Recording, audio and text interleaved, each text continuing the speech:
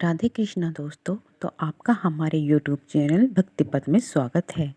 तो आइए भगवान श्री कृष्ण के उपदेश का अध्याय करते हैं।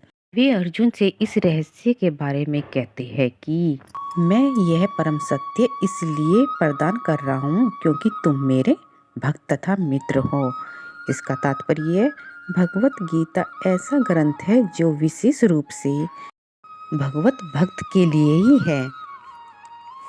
आध्यात्मिक वादियों की तीन श्रेणियां हैं: ज्ञानी, योगी तथा भक्त। निर्देशवादी, ध्यानी और भक्त यहाँ पर भगवान अर्जुन से स्पष्ट कहते हैं कि वे उसे इस नवीन परंपरा का प्रथम पात्र बना रहे हैं क्योंकि प्राचीन परंपरा खंडित हो गई थी। अतएव यह भगवान की इच्छा थी कि सूर्य देव से चली आ रही विशेष धारा की दशा में ही अन्य परंपरा स्थापित की जाए और उनकी यह इच्छा थी कि उनकी शिक्षा का विवरण अर्जुन द्वारा नए सिरे से हो।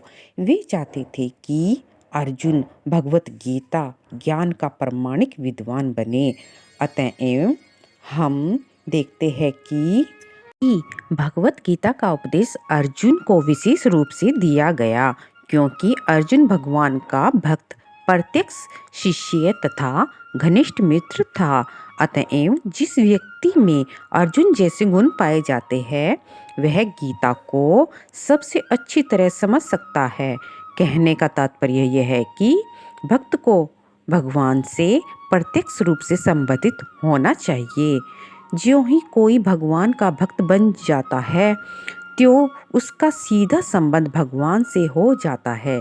यह एक अत्यंत विशद विषय है, लेकिन संक्षेप में यह बताया जा सकता है कि भक्त और भगवान के मध्य 5 प्रकार का संबंध हो सकता है। कौन कौन सा है? पहला है, कोई निष्क्रिय अवस्था में भक्त हो सकता है। दूसरा, कोई सक्रिय अवस्था में भक्त हो सकता है। और तीसरा, कोई सखा रूप में भक्त हो सकता है। चौथा, कोई माता या पिता के रूप में भक्त हो सकता है। पांचवा, कोई दाम्पत्य प्रेमी के रूप में भक्त हो सकता है। अर्जुन का कृष्ण से संबंध सखा रूप में था। निसंदेह इस मित्रता तथा भौतिक जगत में प्राप्त मित्रता में आकाश पाताल का अंतर है। यह दिव्य मित्रता सीधा संबंध होता है और यह संबंध भक्ति की पूर्णता से ही जागृत होता है।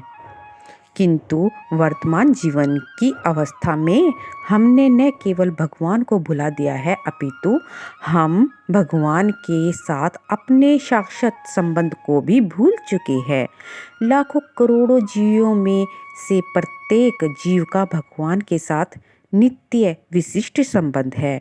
यह स्वरूप कहलाता है कि भक्त योग की प्रक्रिया द्वारा यह स्वरूप जागृत किया जा सकता है।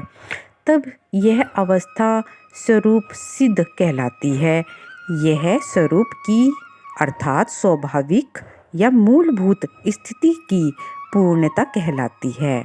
अतएव अर्जुन भक्त था और मैत्री में वह भगवान के संपर्क में था। हमें इस बात पर विशेष ध्यान देना चाहिए कि अर्जुन ने भगवत गीता को किस तरह ग्रहण किया। इसका वर्णन इस प्रकार है। अर्जुन ने कहा, आप भगवान परम धाम पवित्रतम परम सत्य है। आप साक्षात दिव्य आदि पुरुष, जन्मांत तथा महानतम है।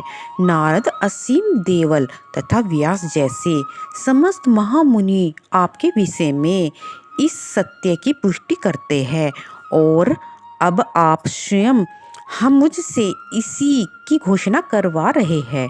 हे कृष्ण, आपने जो कुछ कहा है उसे संपूर्ण रूप से मैं सत्य मानता हूँ। हे प्रभु, न देव देवता और न असुर ही आपके व्यक्तित्व को समझ सकते हैं। भगवान ने भगवत गीता सुनने के बाद अर्जुन ने कृष्ण को परम ब्रह्मा स्वीकार कर लिया। प्रत्येक जीव ब्रह्मा है, लेकिन परम पुरुषोत्तम भगवान परम ब्रह्मा है। सोचता है कि कृष्ण अर्जुन के मित्र थे। अतएव अर्जुन यह सब चाटुकारिता के रूप में कहला रहे हैं, लेकिन अर्जुन भगवान भगवत गीता के पाठकों के मन से इस प्रकार के निसंदेह को दूर करने के लिए अगले श्लोक में इस प्रशंसा की पुष्टि करता है, जब वह यह कहलाता है कि कृष्ण को मैं ही भगवान नहीं मानता, अपितु नारद, असीम देवल तथा व्यास देव जैसे महापुरुष भी स्वीकार करते हैं। ये सब महापुरुष है जो समस्त आचार्यों द्वारा स्वीकृत वैदिक ज्ञान का विवरण करते हैं। अतएव अर्जुन कृष्ण से कहते हैं कि वे जो कुछ भी है उसे वह पूर्ण सत्य मानता है। आप जो कुछ कहते हैं उसे मैं सत्य मानता हूँ। अर्जुन यह भी कहता है कि भगवान के व्यक्तित्व को समझ पाना बहुत कठिन है, यहाँ तक कि बड़े बड़े देवता भी उन्हें नहीं समझ पाते। अतएव भगवान भक्त बने बिना भगवान श्री कृष्ण को कैसे समझा जा सकता है। भगवत गीता को भक्ति भाव से ग्रहण करना चाहिए।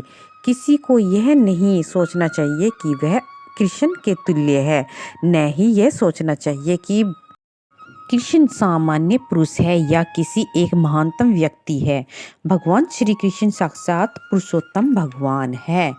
अतएव भगवत गीता के कथनानुसार यह भगवत गीता को समझने का प्रयत्न करने वाले अर्जुन के कथनानुसार हमें सिद्धांत रूप में कम से कम इतना तो स्वीकार कर लेना चाहिए कि श्री कृष्ण भगवान है और उसी निमित्त भगवान से हम भगवत गीता को समझ सकते हैं। जब तक कोई भगवत गीता का पाठ निर्म भाव से नहीं करता, तब तक उसे समझ पाना अत्यंत कठिन है, क्योंकि यह एक महान सत्य है। तो भगवत गीता है क्या? भगवत गीता का प्रयोजन मनुष्य को भौतिक संसार के अज्ञानता से उभारना है। प्रत्येक व्यक्ति अनेक प्रकार की कठिनाई में फंसा रहता है। जिस प्रकार अर्जुन भी कुरुक्षेत्र में युद्ध करने के लिए कठिनाई में था, अर्जुन ने श्री कृष्ण की शरण ग्रहण कर ली। फलस्वरूप इस भगवत गीता का प्रवचन हुआ। न केवल अर्जुन वर्ण हम में से प्रत्येक व्यक्ति इस भौतिक अस्तित्व के कारण चिंताओं में परिपूर्ण है। हमारा अस्तित्व ही अनिश्चितता के परिवेश में है। अतएव हमें अनिश्चितताओं से भयभीत नहीं होना चाहिए। हमारा अस्तित्व सनातन है, लेकिन हम किसी न किसी कारण से असत में डाल दिए गए हैं। असत का अर्थ हमसे है, जिसका अस्तित्व नहीं होता। कष्ट भोगने वाले अनेक मनुष्यों में केवल कुछ ही ऐसे हैं जो वास्तव में यह जानना कि इच्छुक है कि वे क्या है और वे इस विषय में स्थिति में क्यों डाल दिए गए हैं, आदि आदि। जब तक मनुष्य को अपने कष्टों के विषय में जिज्ञासा नहीं होती, तब तक उसे यह अनुभूति नहीं होती कि वह कष्ट भोगना नहीं, अपितु सारे कष्टों का हल ढूंढना चाहता है।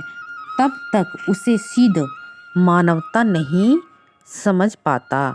मानवता तभी शुरू होती है जब मन में इस प्रकार की जिज्ञासा उदित होती है। ब्रह्मसूत्र में इस जिज्ञासा को ब्रह्म जिज्ञासा कहा जा गया है। मनुष्य के सारे कार्यकलाप तब तक असफल माने जाते हैं जब तक वह परम ब्रह्मा के स्वरूप के विषय में जिज्ञासु न करे, अर्थात जिज्ञासा पैदा ना करे। अर्थात जो लोग यह प्रश्न करना आरंभ कर देते हैं कि वे क्यों कष्ट उठा रहे हैं या वे कहाँ से आए हैं और मृत्यु के बाद कहाँ जाएंगे, वे ही भगवत गीता को समझने वाले सुपात्र विद्यार्थी हैं। निष्ठावान विद्यार्थी में भगवान की प्रति आदर भाव भी होना चाहिए। अर्जुन ऐसा ही विद्यार्थी था। मनुष्य जीवन के वास्तविक प्रयोजन को भूल जाता है तो भगवान कृष्ण विशेष रूप से उस प्रयोजन की पुण्य स्थापना के लिए अवतार लेते हैं।